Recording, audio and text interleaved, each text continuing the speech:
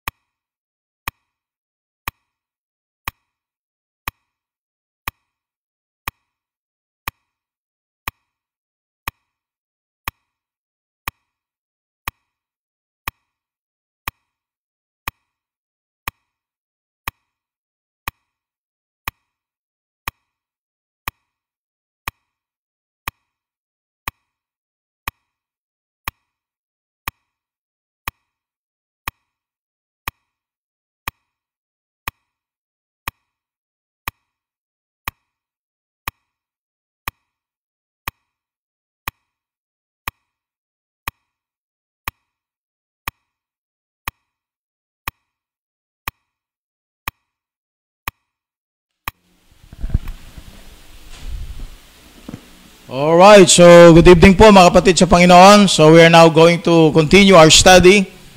At tayo po ay live ngayon. No po? At if you have some questions later on after this discussion, you can do so and please feel free to ask questions. Alright, so we are going to continue our topic on the book of Hebrews. Book of Hebrews. Alright, so tayo po ay nasa aklat ng Hebrews. Okay? At ito po ay ito ay naging topic natin starting yesterday or yesterday night. At we have discussed the introduction. We have discussed the first chapter.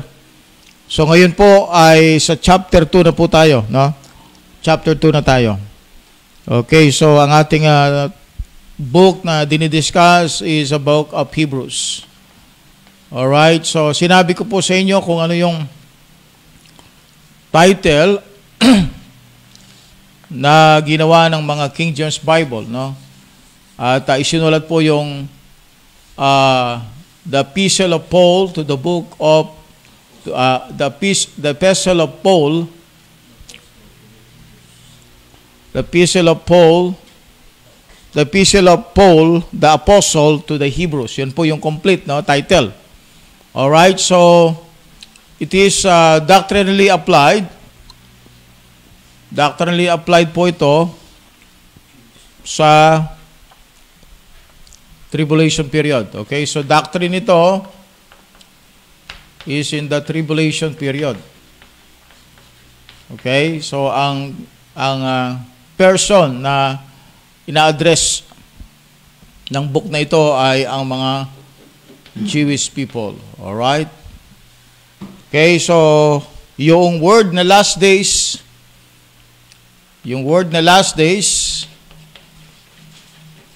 ay last days po yan ng time ng tribulation period. Okay, not the church. Okay, not the church. Alright, so tayo po ay magsimula sa panalangin. Pastor John, please lead us in prayer. Okay, so tayo pong lahat ay manalangin namang Diyos na banal. Muli, O Diyos, kami po ay nagpapasalamat Amen. sa gabing ito, Panginoong Diyos, sa pagkakataon, Panginoon, na kami po ay muling sama-sama, O Diyos, na tunghayan ang isa pong pag-aaral, Panginoong Yes, Diyos. Lord God. Ang iyo pong Book of Hebrews, Panginoong Diyos. Tulungan niyo po, Panginoon, ang bawat isa, maging Panginoong Diyos ang patuloy at masugid po naming taga-subaybay, Panginoong Diyos. Amen. Ng KJB, hiling po namin, O Diyos, ay hatid mo sa kanila, Panginoon, ng maayos ang pag-aaral na ito, Panginoong Diyos. Oh, at God, bigyan, yes, Panginoon, ng karunungan at kaalaman sa oras pong ito. Salamat po, Diyos. Pinupuri ka namin sa pangalan Panginoong Hesus. Amen. Amen, amen. Alright, so let's go to chapter 2, verses 1 to verse number 4. Okay? A warning to the Hebrews. So, warning to the Hebrews. Okay, Hebrews chapter number 2, verse 1 to 4, the Bible said, "Therefore we ought to give the more earnest heed to the things which we have heard, lest at any time we should let them slip. For if the word spoken by angels, was steadfast in every transgression, in disobedience receive just recompense of reward. How shall we escape if we neglect so great salvation, which at the first began to be spoken by the Lord, and was confirmed as by them that hear them." Verse number 4, "God also bearing them witness both with sign and wonders, and with diverse miracles in gift of the Holy Ghost, according to His own will." Alright, so salamat po, no?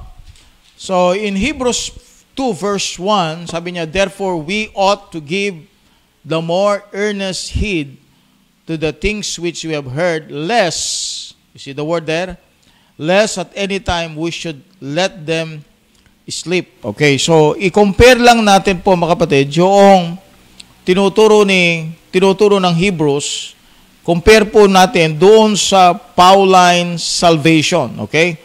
Pauline salvation. Pag sinabi natin Pauline salvation, ito yung panahon ng church age. Okay, church age. Alright? Sa Pauline salvation, okay, Romans to Philemon, dito po ang salvation is what? Secured. Right? Pagka yan po ay nawawala, kapatid, hindi yan Pauline salvation. So, hindi turo ni Pablo ang salvation na yon. You're going to see that salvation mentioned in Romans 1 to 10 is by works, by grace, by grace. Okay? Romans 1:10, it is by grace. And that salvation is eternal. Eternally secured. Okay? From Romans 1 to verse 10.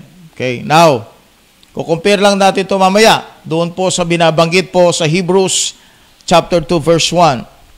And you're going to see also in Ephesians 1 to 5 na yung salvation will not be lost or cannot be lost. Okay? So ang salvation, according to Romans and Ephesians, sa Pauline salvation, kapatid, ang salvation po ay hindi po nawawala. Kailanman hindi minention ni Paul na pwedeng ma-slip. Okay? Kasi nabanggit niya yung word na slip. Madulas. No? O parang ang sinasabi ng Book of Hebrews dito sa chapter 2, para bang merong chance na ito ay mawala. No? Nakalagay dito, no?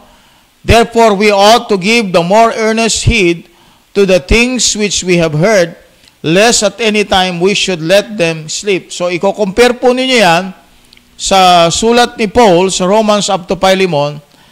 Wala po siyang binabanggit na ang salvation ay pwedeng mawala, no?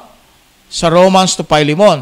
Pero here, meron pong tendency ng isang tao, okay, ay, most especially the Hebrews, here, pwedeng mawala sa kanya yung kaligtasan.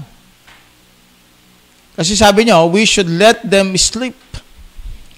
Alright, continue natin sa verse 2. For if the word spoken by angels was steadfast, and every transgression and disobedience receive a just recompense of reward, how shall we escape if we neglect so great salvation, which at the first began to be spoken by the Lord, and was confirmed unto us by them that heard him.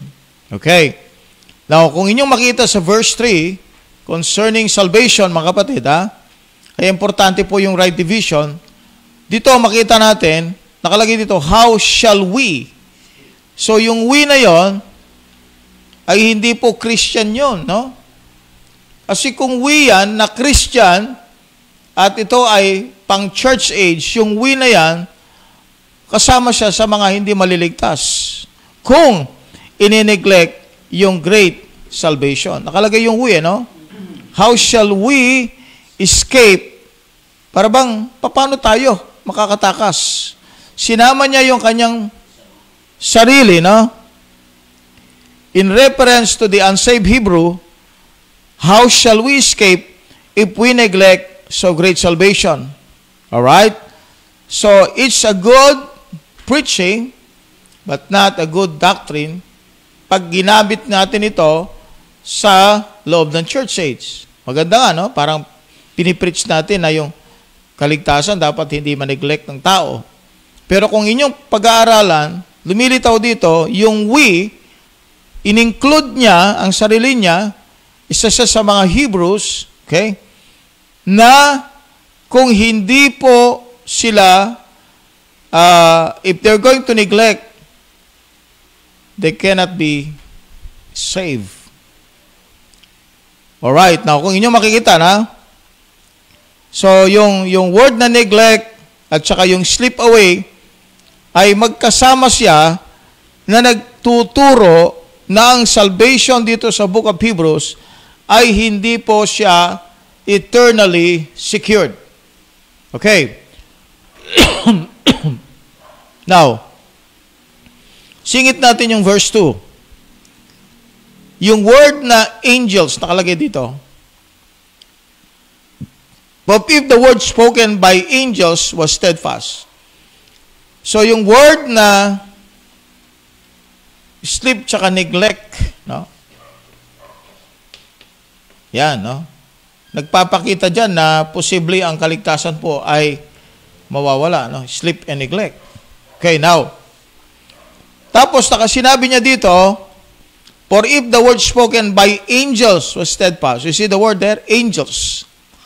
Yung angels daw po, yung word ng angels was steadfast. And every transgression and disobedience receive a just recompense of reward. Okay? Recompense of reward.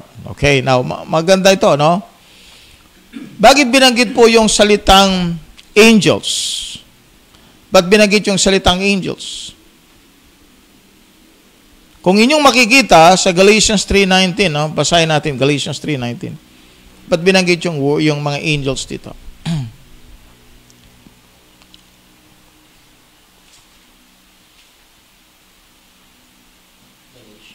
Sige po. Galatians chapter 3, verse 19. Tama po. Yeah. Wherefore then serveth the law, it was added because of the transgressions, till the seed should come to whom the promise was made, and it was ordained by angels Yeah. in the hand of a mediator. Pira, no? Isipin mo, involved yung angels pala doon, no? Doon sa law giving, sa pagbibigay ng commandment, pagbibigay ng law. Now, steadfast, no? Steadfast, ibig sabihin, hindi magbabago. Involved pala yung mga angels dito. The law ordained through the angels. You go to Exodus 32:34. Exodus 32, verse 34. Exodus chapter 32, verse 34. The Bible said, Okay, therefore now go and lead the people unto the place of which I have spoken unto thee. Behold, my angel shall go before thee. Nevertheless, in the day when I visit, I will visit their sin upon them. Yeah. So, yung angel sa pagbibigay ng law, pagbibigay ng batas, yung mga commandments sa Old Testament. Okay? The law ordained through the angels. May mga angels na involved doon sa pagbibigay ng batas. And in the Bible, pag pinag-usapan natin yung Chopani, no? Or the appearance of the Lord, meron pong lumilitaw na angel of the Lord. Okay? In the Old Testament. Kaya nga, yung angel, sabi ng Bible, ay ang batas, ang law, ordained through the angels. So, ang witness sa pagbibigay ng mga batas ng Old Testament ay ang mga angels. Now, bakit ito mahalaga sa pinag-uusapan natin, no? Yung angel of the Lord sa Old Testament, sabi ng Bible, yung word nila ay steadfast. But since dito po sa study natin that Jesus Christ is above the angels, alright, sapagkat siya God, kung steadfast po yung word of God spoken by angels was steadfast, hindi word of God, kundi the word spoken by angels was steadfast, how much more na yung word of God na galing sa salita ng Diyos, how much more steadfast. So, ibig sabihin, mas matibay ang salita ng Diyos, higit sa words na spoken by the angels. Okay? Now, pagdating natin sa verse number 3, binanggit po yung salitang we, which is a reference to the unsaved Hebrews, which at the first, sabi ng Bible, okay, basahin natin dito pa, which at the first began to be spoken by the Lord, and was confirmed unto us by them that heard Him. Okay. Sino ngayon? Yung them that heard Him. Okay, yung them that heard him ay yung mga 12 apostles. Okay, so dito meron siyang 3.5 years before the crucifixion, no? At yung mga apostles, mga kapatid, narinig siya. Sino yung siya na yun? Okay? Sino yung siya na yun na narinig ng mga apostles? So, ibig sabihin, this is the earthly, okay? This is the earthly ministry. The earthly ministry of Christ. Okay? At ang nakarinig sa kanya ay ang mga apostol. Okay? Sa loob ng 3.5 years. Sa loob ng 3.5 years. Okay. Now, that is during the time of Matthew 10, verse 1 to 6. Matthew 10, verse 1 to verse number 6. Okay. So, kung inyong makikita, tulad ng binanggit ko po nung nakaraan, na yung writing ng Hebrews, hindi siya actually naka-refer do sa church age. Kasi ang pinag-usapan dito, mga apostol, sa time ng earthly ministry ni Christ. And remember, tulad ng sinabi ko po, mga kapatid nung nakaraan, nandito na last days na ito. Last days. Bakit siya last days? Sapagkat yung coming ni Christ, sa first coming niya, actually, yun din ang second coming. Kaya lang, hindi lang na-complete yung second coming sapagkat it was postponed because of the rejection of the Lord Jesus Christ. Ito yun ang last days. Actually, kapatid, no? Dito na darating si Kristo eh. Kaya lang, hindi po nangyari po na na-complete yung last days sapagkat hindi dumating si Kristo as the King. Hindi siya nag-reign. Okay? So, saan ngayon yung last days? Dito ngayon siya yung last days. Yung last days. Kaya nga, ang application ng Book of Hebrews, kapatid, ay sa time ng tribulation period. Kuha natin, no? Sa time ng tribulation period. Tama, no? The time ng tribulation period. Sapagkat last days ka eh. Ito na yung last days. During the earthly ministry of Christ, the apostles are living in the last days. Kasi nga, ando na si Kristo eh. Magiging king na siya eh. Ibig sabihin, dito papasok na talaga yung tribulation period. In case they receive Jesus Christ, papasok na kagad yung tribulation period dyan. Pero hindi nangyari yon. So, na-move yan after 2,000 years.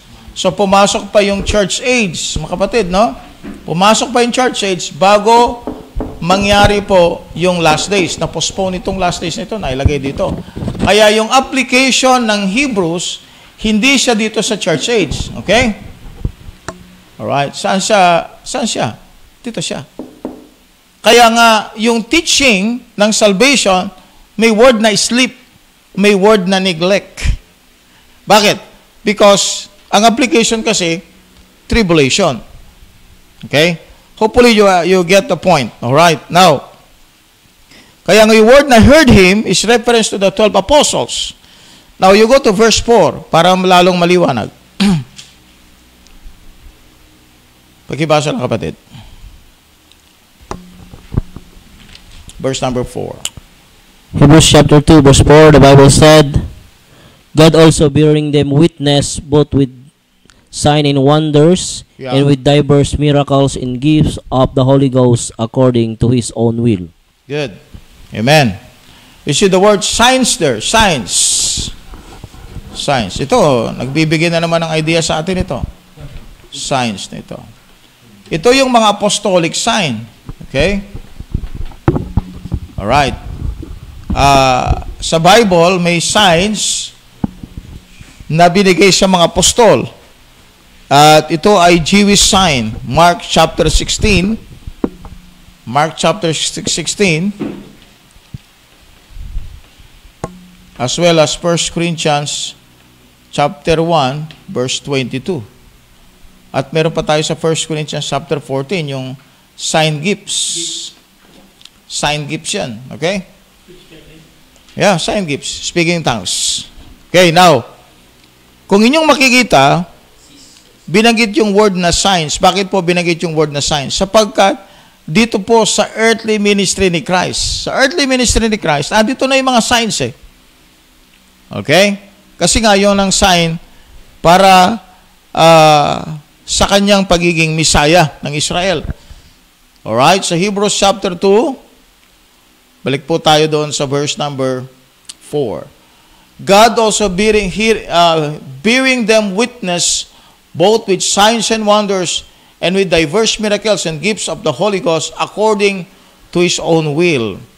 At kung babasahin po natin mga kapatid, ito yung naganap during the time of the book of Acts chapter 5 verse 15 to 16, Acts chapter 3 verse number 1 to verse number 6. So ano itong mga signs nito? These are Jewish signs, okay? Jewish signs. Kailan ito nangyari? During this time. Jewish signs. Okay, nag-proceed po yan after the crucifixion of Christ. Hanggang yung mga signs na yon nawala na. Nag-cease siya, nag-end siya.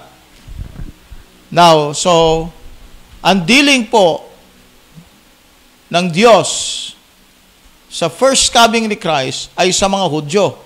Kaya may mga signs. So, nakukuha ninyo na, no? Okay, now, so alam na natin ngayon yung exact application ng book of Hebrews. Now, let's go to verse 5 up to verse number 15. This is the superiority of the last Adam to the first Adam. Okay? This is the superiority of the last Adam to the first Adam. Okay? Now, sino ba yung first Adam? Sino ba yung first Adam? Okay? Yung first Adam, okay? Ito yung kinreate ng Diyos. Alright? Ito ay earthly. Earthly. Alright? Earthly siya. Galing siya sa earth. Okay, now, yung second Adam is heavenly. So, second Adam, that is Jesus Christ. Okay? Heavenly ito. So, ang pinagmulan nito ay langit. Okay? He's the Lord from heaven. Okay, now, sa discussion natin from verse number 5 up to verse number 15. Okay? So, verse number 5 to verse number 15. Makita ninyo, yung verses na ito, kapatid, sa Hebrews, ang dinidiscuss yan is Adam and Jesus. Adam and Jesus. Okay, makita niyo yung description. At makita niyo that Jesus is superior to Adam. At makita niyo pa paano ginawa ng Bible to na ipinaliwanag. Okay?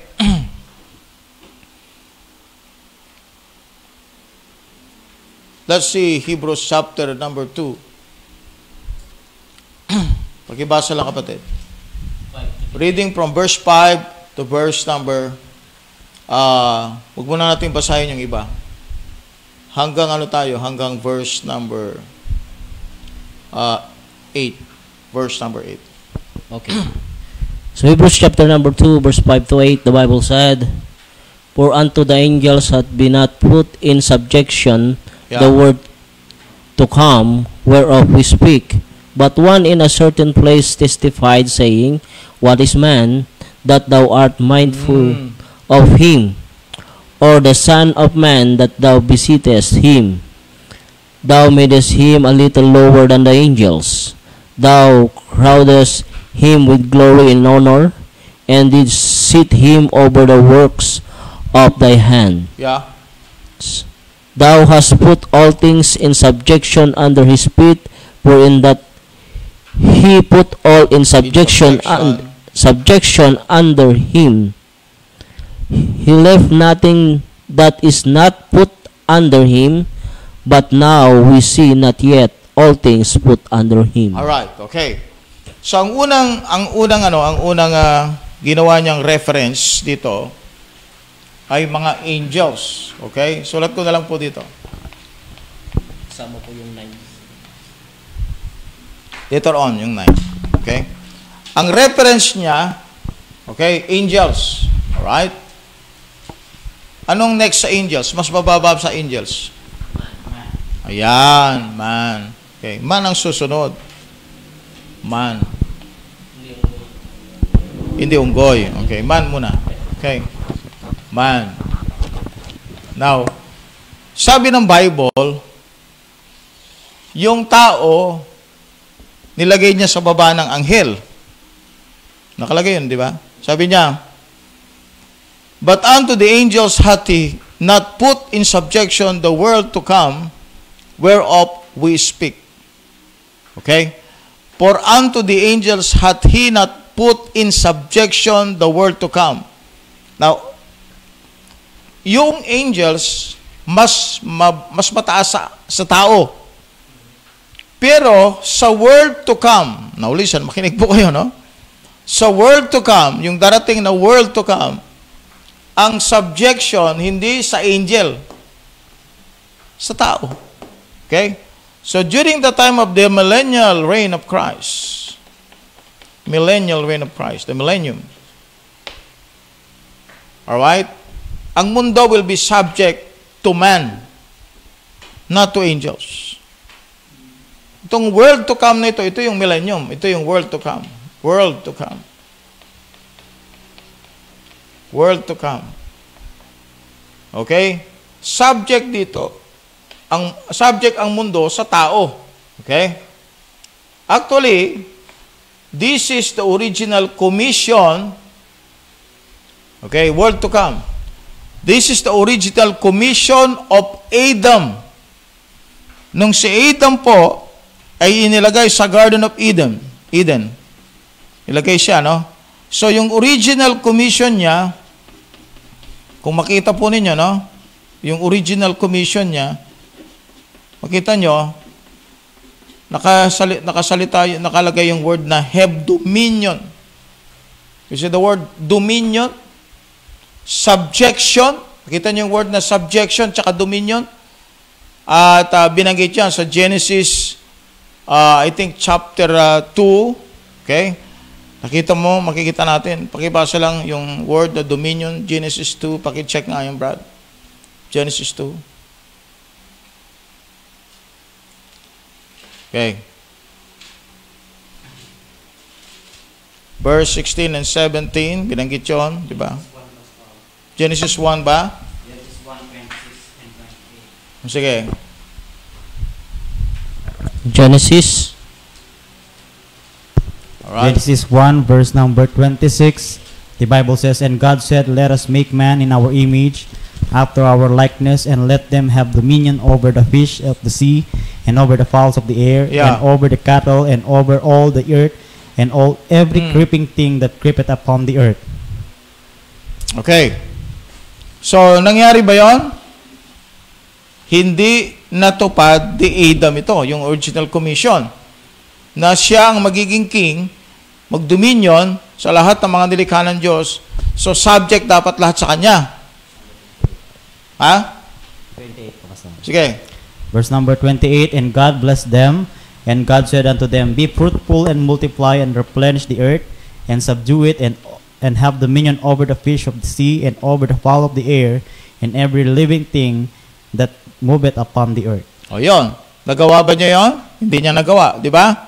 Fall ang nangyari. Pero, sa world to come, ito na yung world to come. Yun yung world to come.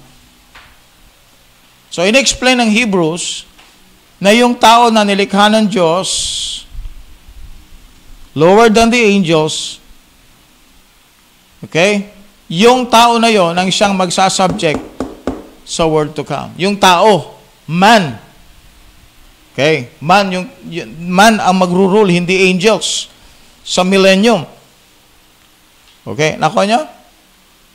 Sa world to come. Now, how important is this? How important is this? Kung babasahin natin, pabalik mga kapatid sa verse 6, for unto the angels hath he not put in subjection the world to come, whereof we speak, but one in a certain place testified, saying, what is man that thou art mindful of him, or the son of man that thou visitest him? So this is a great, great question.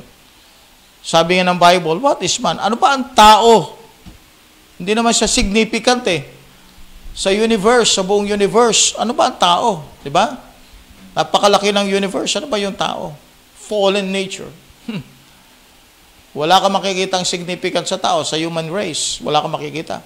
Kaya sabi ng Bible, what is man that thou art mindful of him, or the son of man that thou visitest him? Now you go to Job 7, verse 17 to 18. May sinabi si Job dyan, tungkol sa tao. Alright. So, very important ito, sapagkat meron palang plano ang Diyos sa tao, at sabi ng Bible, ano ba yung tao? Ano bang meron sa tao? Okay. Okay, now tingnan natin. Bakit kailangang bisitahan? Bakit bigyan ng halaga? Bakit mag-iisip pa ang Diyos patungkol sa tao? Okay. You go to Job 7, verse 17 to 18. Job chapter 7, verse 17 to 18. Yeah. What is man that thou shouldest magnify him, in that thou shouldest set thy heart upon him, in that thou shouldest visit him every morning, and try him every moment? Oh, yeah. That's a big question, di ba? Bakit ang Diyos nakatingin pa sa tao? Ano How ba long ang purpose? Di pa. Ano ba itong tanong na ito? Sa verse 7, sinundan po niya ito ng ganito. Sa verse 7 ng Hebrews 2:7, thou madest him a little lower than the angels. Okay? Na ito yung sinasabi ko kanina. Little lower. Tira, hindi pala siya lower. Iba yung word na lower sa little lower. Ibig sabihin, medyo delikado mga anghel sa tao, ano? Kasi nakalagay lang, little lower. Tira. Ibig sabihin pala, yung potential ng tao talaga matindi rin, ano? Little lower lang siya. Little lower than the angels. Thou crownedest him with glory and honor. Ayun na yun, no? And did set him over the works of thy hands. So, ito yung original commission ni Adam. Earthly siya, pero meron siyang commission that is going to dominion over the works of thy hands. Lahat. So, si Adam pala, okay, yung original Adam, yung wala pang kasalanan. Tignan mo yung potential na meron siya. Ibig sabihin, may nawala sa kanya talaga, Brad, no? Na malaki. Kasi nakalagay doon, little lower lang siya eh. So kung ito si Adam, itong man na ito, little lower than the angels, may kapangyarihan siya nung panahon na yon na have dominion over what? Over the fish of the sea. Everything, every works of God's creation, lahat ng creation ng Diyos. Alright? Binigay sa tao para i-subject ang lahat ng bagay na ito. Binigay sa tao. Okay? He's going to be the king. He's going to be the king. Napakalaki po pala ang binigay na power ng Diyos sa tao kay Adam. Now, bababa tayo ng konti, no? Bababa tayo ng konti. Sa verse 7, thou madest him a little lower than the angels, thou crownest him with glory and honor, and that set him over the works of thy hands. So this is the old Adam. This is the old Adam. Now you go to verse 8. Thou hast put all things in subjection under his feet. That's the original commission. For in that he put all in subjection under him, he left nothing that is not put under him. Okay. So yan yung original commission. Now, papasok ngayon yung fall. Okay, yung fall. But now, we see not yet all things put under him. But now, ano yung now na yon? After the fall, okay? Yung now na yon, yung present situation ng tao ngayon, wala siyang kapangyarang i-subject. Ala na, no? Dati, little lower lang siya sa angel. Ngayon, wala na siyang ganong power. Kaya nakokontrol na siya ng angel. Even nakokontrol na rin siya ng creation. Nakokontrol siya ng circumstances. So that will give us the understanding about Adam. The original Adam. Okay, now. Kung inyong makikita, yung word na subjection under him, ay ibinigay ulit yan kay Noah. Yung word na replenish the earth. and subjection and subject and have dominion over all the fish, the fowls of the air. Binigay din kay Noah yan. So the second king after Adam is Noah. Doon sa kingdom of heaven. The physical kingdom of heaven. Okay. Now, yung word na but now, so na-interrupt ito, yung pagrurule ng tao, because Adam lost the dominion. Adam lost the dominion. He lost the dominion. So itong panahon mula kay Adam hanggang sa panahon ni Christ, alright, walang dominion ang tao. Nakuha ninyo? From here, up to this point, walang dominion ang tao. So, sino ang magdo-dominion? The God of this world. Right? 2 Corinthians 4:4. So, nakuha nyo ngayon. Alright. Now, sa verse 7, thou madest him a little lower than the angels, thou crownest him with glory and honor, and didst set him over the works of thy hands. Thou hast put all things in subjection under his feet, for in that he put all in subjection under him, he left nothing that is not put under him. But now, we see not yet all things put under him. Now, papasok ngayon sa entrada si Jesus Christ. Okay? Si Jesus Christ. You go to verse 9 up to verse 15. Papasok ngayon sa entrada si Jesus Christ. Okay, so Hebrews chapter 2, Verse 9 verse 9 to 15. to 15. The Bible said, but we see Jesus, who was made a little lower than the angels for the suffering of death, crowned with glory and honor, that he by the grace of God should taste death for every man. Oh, yeah.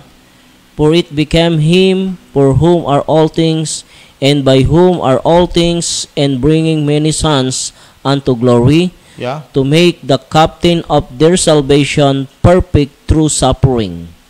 For both he hath sanctified, and they who are sanctified are all of one, for which cause he is not ashamed to call them brethren, saying, I will declare thy name unto my brethren, and thy midst of the church will I sing praise unto thee. Amen. And again, I will put my trust in him.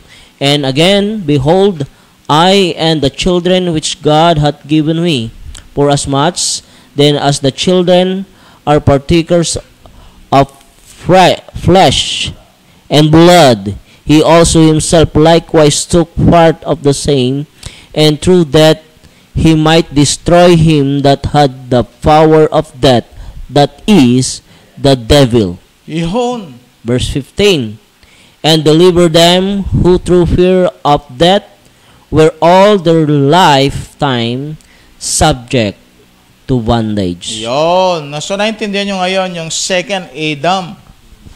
Bakit siya ngayon yung second Adam? Okay?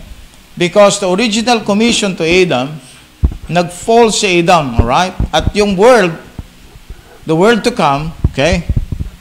Masasubject uli sa tao yon. Pero hindi na yung galing kay Adam. Siya na, yung galing sa langit. Siya yung second Adam. Yung commission na binigay kay Adam, i-regain niya ito. What Adam lost, Jesus Christ will regain. Pero paano niya ginawa yon? Paano ginawa ni Jesus? Ginawa niya yon, taking the seed of Abraham. Look at verse 16. Sabi niya, for verily he took not on him the nature of angels. You see the word angels there? Hindi niya kinuha yung angels.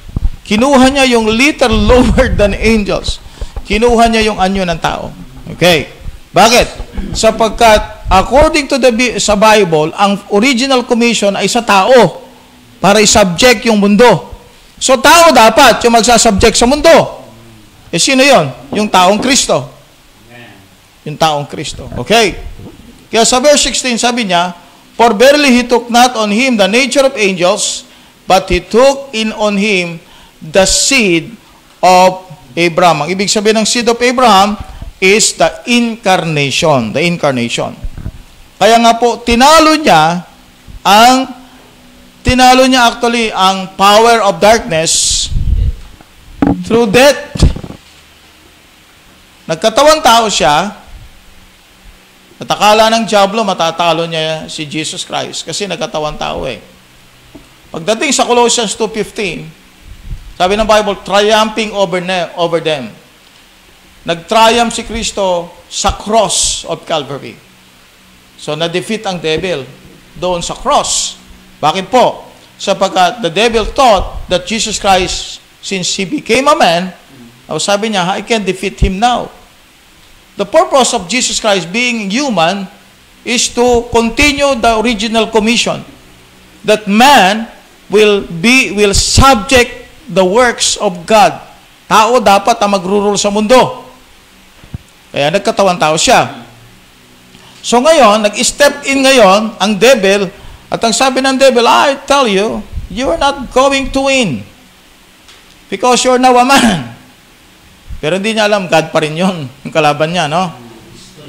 Pero, hindi yung kamatayan, kapatid, ng Panginoon ang siyang naging dahilan para hindi makontinue yung plano ng Diyos na ang tao ang magrurule sa earth. Hindi po nahadlangan sa crucifixion. Kaya nga po sa Bible, isa sa pinakamalagang doctrine ay yung pong resurrection ni Kristo. Sapagkat nagtuloy yung plano ng Diyos dahil sa resurrection ni Jesus Christ. Sabi niya sa verse 9, but we see Jesus who was made a little lower than the angels for the suffering of death, crowned with glory and honor, that He, by the grace of God, should taste death for every man. Now, yung pangkamatayan ni Kristo, ganito ang nangyari. Double effect ito eh. Double effect. Naging tao siya. At dahil sa pagiging tao niya, nagkaroon din ng chance para ma-sanctify ang tao. Mapatawad sa kanilang kasalanan. Through His humanity. Through His humanity. So, kanyang humanity, na-sanctify yung tao. Napatawad yung tao sa kanilang kasalanan.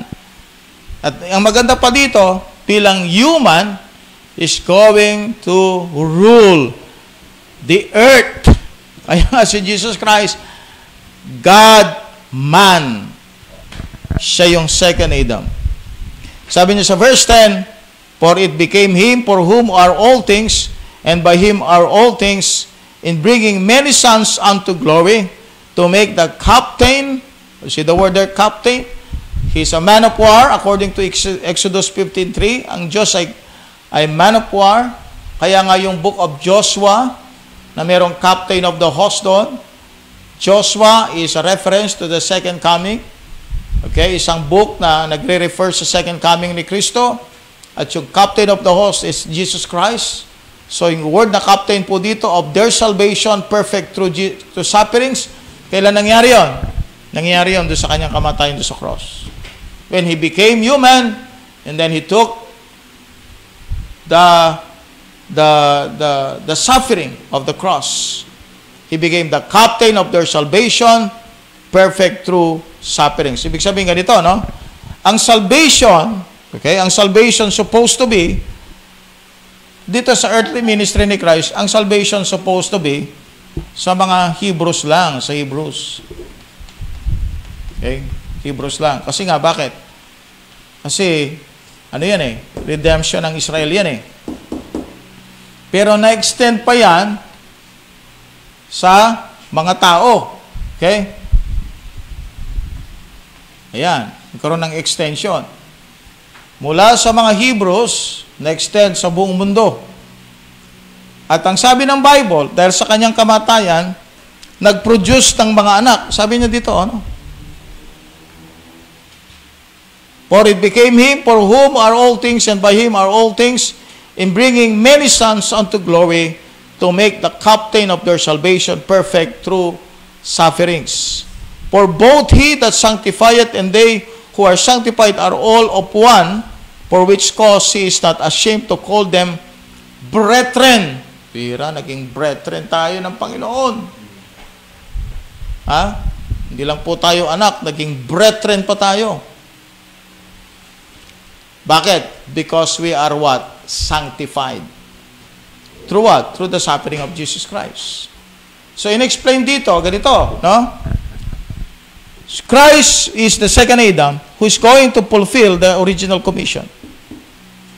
And through his suffering as the second Adam, si Adam, he lost the commission. The second Adam from heaven, hindi lang niya na-loss, hindi lang niya na-regain yung original commission. Sa second coming mangyayari yon, kung hindi, nagawa pa niyang magligtas ng kaluluwa. E di better siya kay Adam. Malaki ang kanyang pagkakalayo kay Adam. Okay?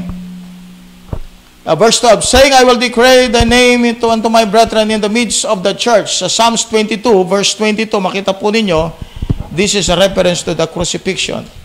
Yung word na church dyan ay equivalent po siya ng congregation. Isaiah 8 verse 17 to 18. So this is a reference to the crucifixion.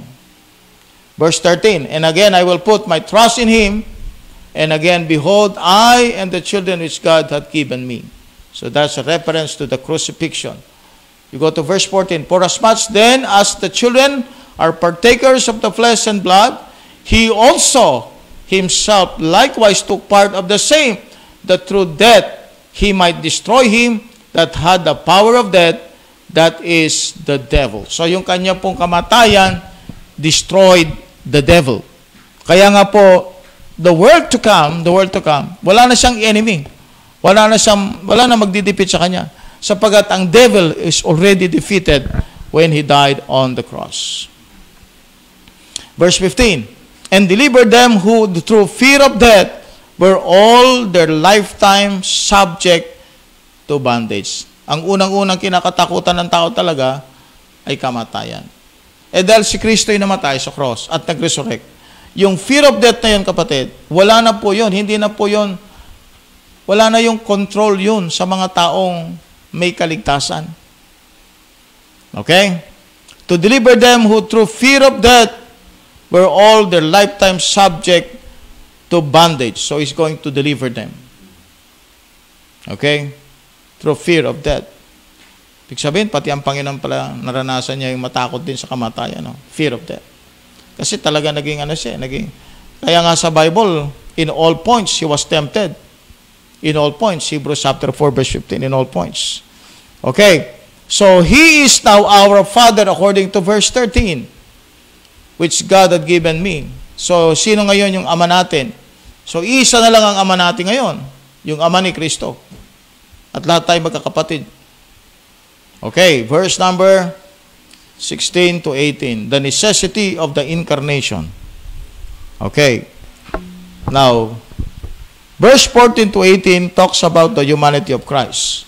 So, you should read Hebrews 5 verse 7 to 9, Hebrews 2 verse 1 to 4, Hebrews 13 verse 10 to 14 about this. Okay? Now, verse number 16, for verily he took not on him the nature of angels, but he took on him the seed of Abraham. So, ang connection niyan, Brad, 1 Timothy 3:16. Pakibasa lang, Brad. 1 Timothy 3:16. 1 Timothy 3:16. 1 Timothy chapter 3, verse number 16. The Bible said, and without controversy, great is the mystery of godliness. God was manifest in the flesh, justified in spirit, seen of angels, preached unto the Gentiles, believed on in the world, received up into glory. Oh, that's it, my friend. No?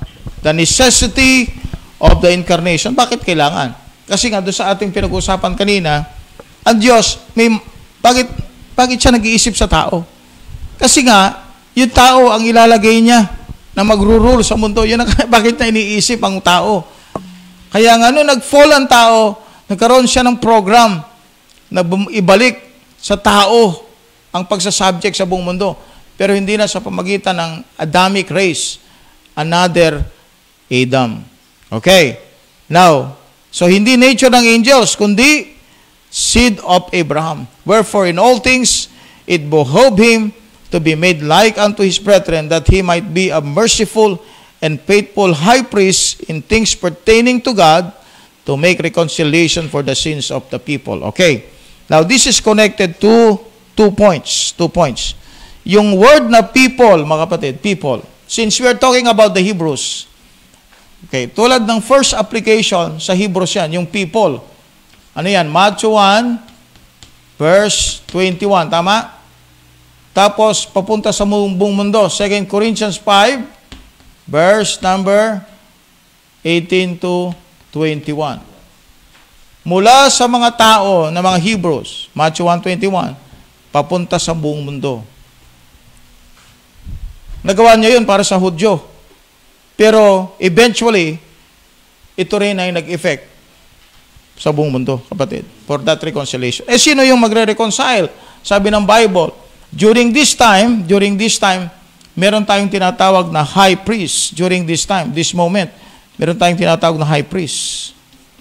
At yung high priest na yon ang siyang magre-reconcile, okay, sa mga tao. Yung high priest na yon. Isaiah 53 verse 1 to 6. Kung babasahin natin to, as well as Hebrews 3 verse number 1. So verse 17 is about reconciliation. Wherefore in all things it behoved him to made like unto his brethren, that he might be a merciful and faithful high priest in things pertaining to God, to make reconciliation for the sins of the people. Kaya doon pumasok yung high priest. So yung pagiging tao pala ni Kristo, okay, God-man niya, ang siyang naging dahilan para makuha niya yung office ng high priest. Okay? Now verse 18. For in that he himself had suffered being tempted, he is able to succor them that are tempted. Yung word na succor, ibig sabihin help. At ito'y saktong-sakto, kapatid, doon sa Hebrews 4:15, basahin nyo, no? Kaya nga po tayo po, meron tayong merciful and faithful high priest. Kaya nga po yung prayer natin, kapatid, mahalaga nating nagagamit yan.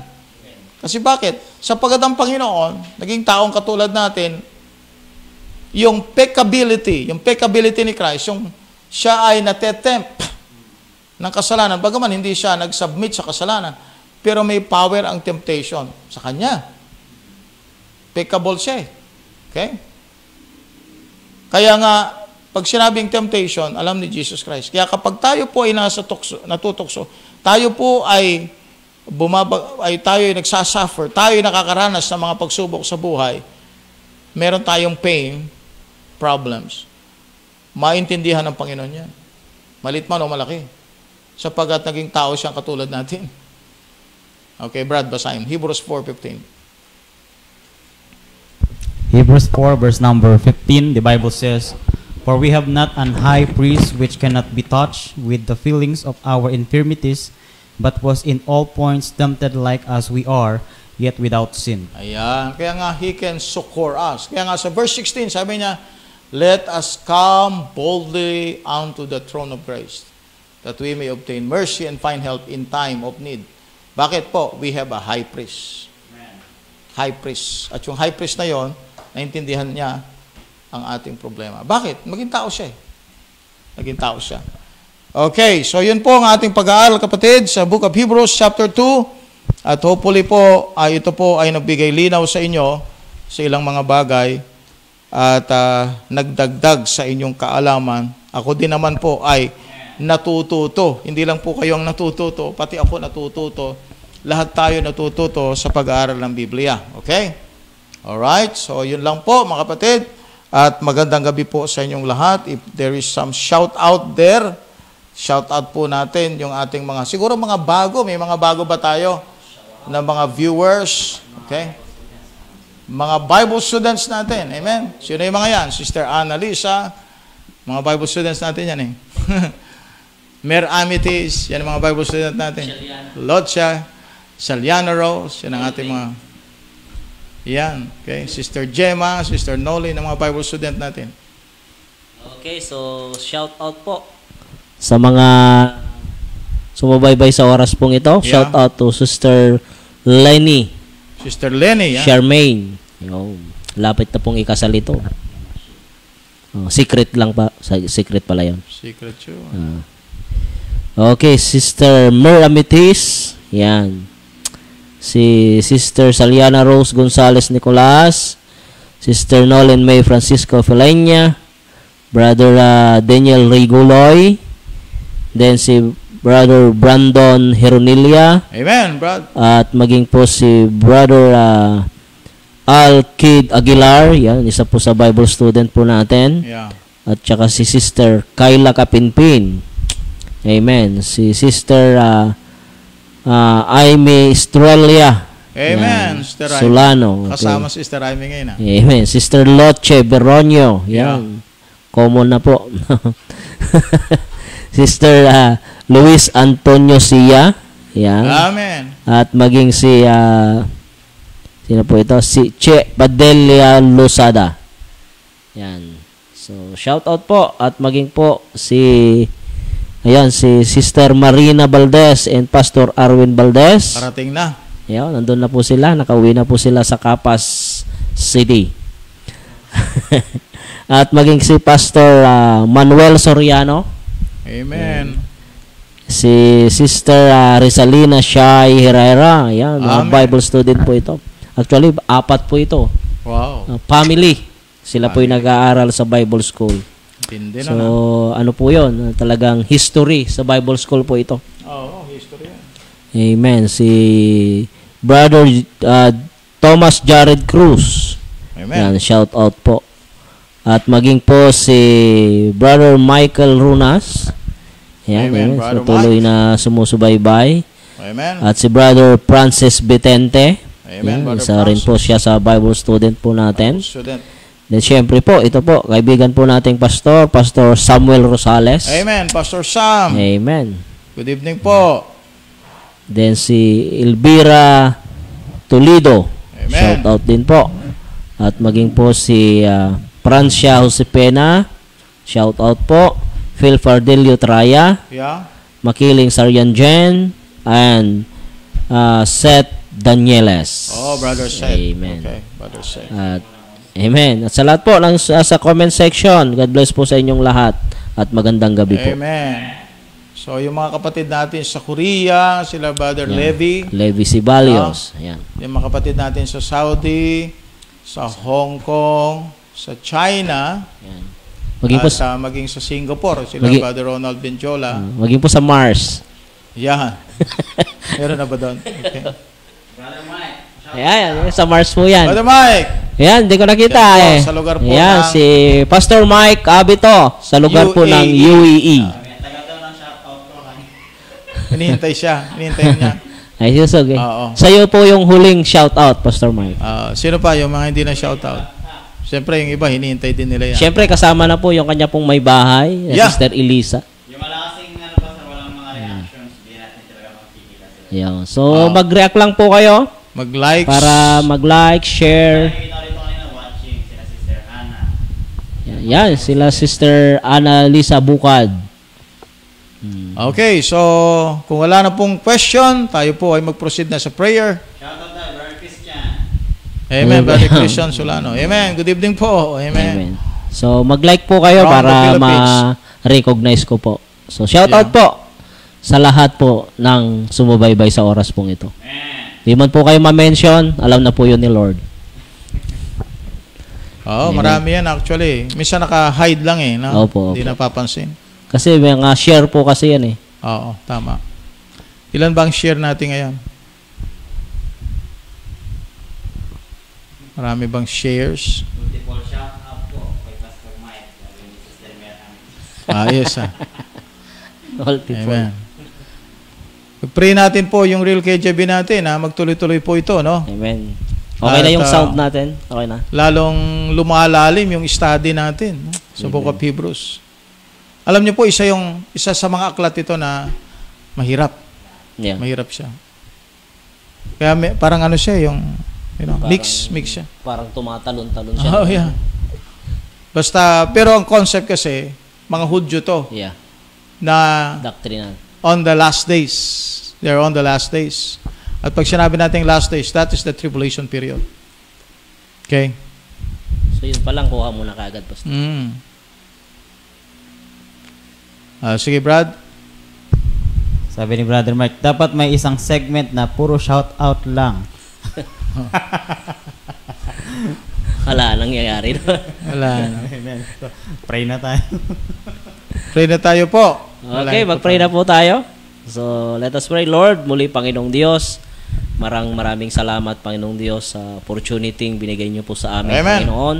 Kami po ay natuto, kami po ay nag-enjoy, at kami, Panginoong Diyos, ay nabigyan, Panginoong Diyos, ng panibagong pagkakataon, Panginoon, na maibahagi, Panginoong Diyos, kasama ang aming pong tagapagturo, Pastor Jonathan Pascual, na sana po, Panginoong Diyos, patuloy niyo siyang bigyan ng lakas, ng kanya pong health, Panginoong Diyos, Amen. maging maayos, Panginoon, at maging, Panginoon, ang mga bagay, Panginoong Diyos, na hindi po namin alam kung ano po yung nasa kanya pong kalooban, Panginoong Diyos.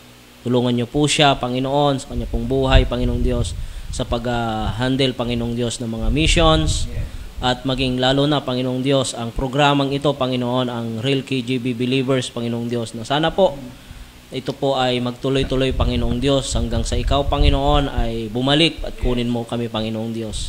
Hiling at dalangin po namin, Panginoon, ganun din, Panginoong Diyos, ang mga sumusubaybay, Panginoon, na sana po, sila po, Panginoong Diyos, ay hindi po magsawa, Panginoon, at sana po, Panginoong Diyos, ito po ay ma-share po, Panginoong Diyos, upang maibahagi din, Panginoong Diyos, Amen. sa karamihan, Panginoon. Tulungan niyo po sila, Panginoong Diyos, bigyan niyo sila ng desire na magpatuloy, Panginoon, at ma-share ang bagay na ito, Diyos. Salamat po ng marami, O Diyos, at lahat ng ito, Panginoon, ay ikaw ang siya po naming pinupuri, pinapasalamatan sa aming pong buhay. Ito po ang aming samot dalangin sa pangalan ng aming Panginoong Jesucristo. Amen. Praise the Lord. Thank you po, and God bless po. Good evening po sa inyong lahat.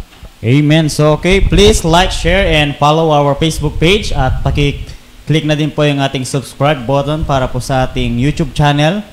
Nang sa gayon kayo po ay maging updated para po sa ating mga bagong mga videos. Yep. Okay, once again, good morning, good afternoon, and good evening. Real KGB Believers now signing off.